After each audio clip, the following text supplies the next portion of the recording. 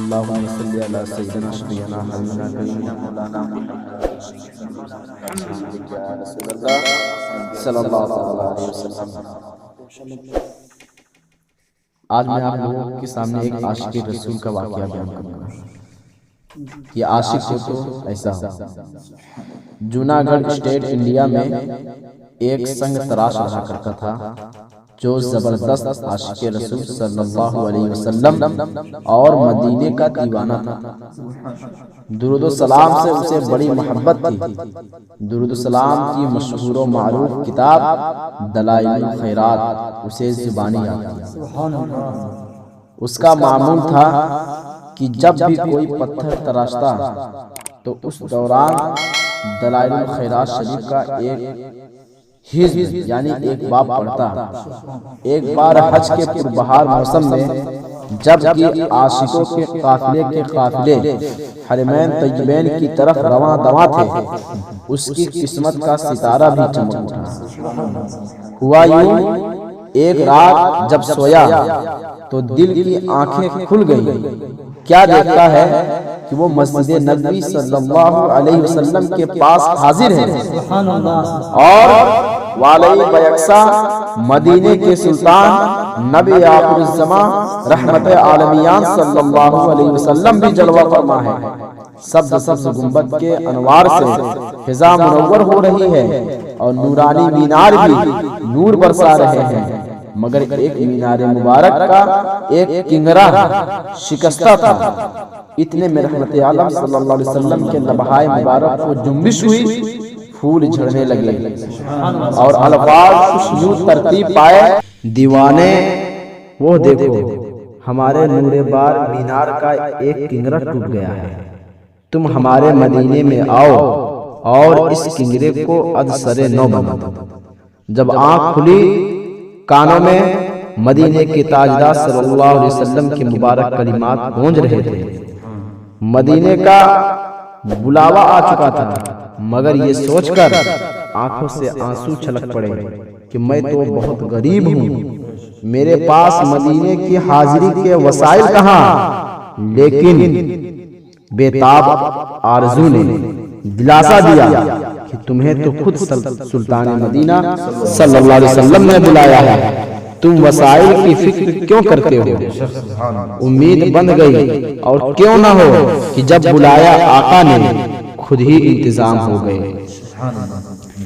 دیوانے نے رخت سفر باندھا، اوزار کا تھیلا کندھے پر چڑھایا اور پور بندر کی بندرگاہ کی طرف زبان حال سے یہ گنگناتا ہوا چل پڑا۔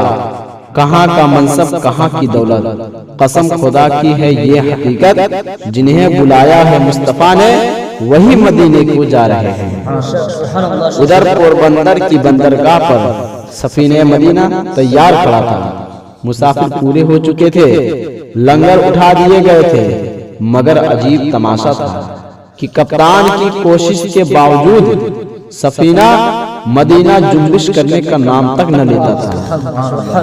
اتنے میں جہاز کے عملے میں سے کسی کی نظر دور سے جھومتے ہوئے آتے ہوئے دیوانے پر پڑی۔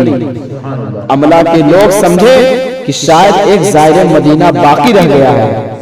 جہاز چونکہ گہرے پانی میں کھڑا تھا، لہذا دیوانے کو لینے کے لیے ایک کشتی آئی۔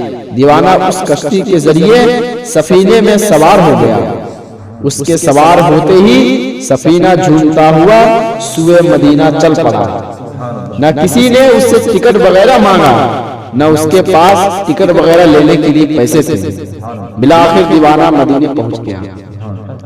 اب دیوانہ جھومتا ہوا روضہ پاک کی طرف بڑھا چلا جا رہا تھا۔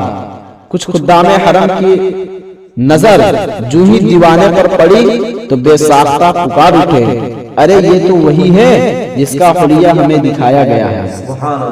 گویا خدام حرم شریف کو دیوانے کا دیدار کرا دیا گیا تھا۔ بہرکیف دیوانے نے اشک بار آنکھوں سے سنہری جالیوں پر حاضری دی، پھر باہر آ کر خواب میں جو جگہ دکھائی گئی تھی اس کو بغور دیکھا تو واقعی ایک کنگرا شکستہ تھا۔ چنانچہ اپنی کمر میں رسی بنوا کر خدام کی مدد سے دیوانہ گھٹنوں کے بل میں مصطفیٰ صلی اللہ تعالی علیہ وسلم نہ ہو تو کوئی عاشق گنبد و مینار پر جانے کی جرأت تو کہاں ایسا کرنے کے لیے سوچ بھی نہیں سکتا۔